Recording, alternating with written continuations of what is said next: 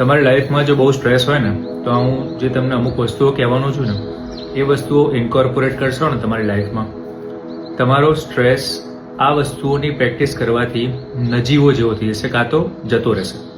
તમારો stress release કરવો હોય તો કે સ્ટ્રેસ ઓછો કરવો હોય તો કે ભાઈ engage in regular physical exercise like walking or yoga.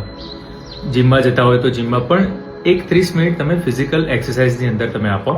કેમ? કારણ કે ઇટ રિલીઝિસ એન્ડોર્ફિન, કે એક એવા હોર્મોન છે જ્યારે તમે ફિઝિકલ એક્સરસાઇઝ કરો તો એન્ડોર્ફિન રિલીઝ થાય અને એનાથી આપણું જે મૂડ બુસ્ટિંગ થાય. તમે જોજો અમુક વાર મૂડ ડાઉન હશે ને તમે થોડી વાર વોક કરીને આવો ને, કાં તો જીમમાં જઈને આવો કે સ્વિમિંગ કરીને આવો તો તમારો મૂડ થોડો બેટર થઈ જશે, રાઈટ?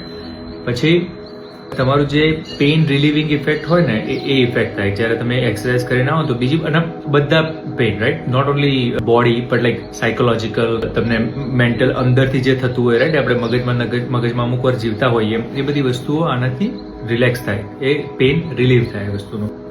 અને જે બીજા હોર્મોન જે રિલીઝ કરે છે એનાથી સ્ટ્રેસ રિડ્યુસ થાય. એટલે થોડી ફિઝિકલ એક્સરસાઇઝ અને જો બને તો યોગા કે વોકિંગ એ ટાઈપની વસ્તુઓ તમે ઇન્કોર્પોરેટ કરો. અને 30 જ મિનિટ, આપણે કંઈ આખો દિવસ નથી આપી દેવાનો, ખાલી 30 મિનિટ એક ચાલવા જવાનું છે, બીજું કશું જ નથી કરવાનું. 30 મિનિટ યોગા કરવાના છે, બીજું કશું જ નથી કરવાનું.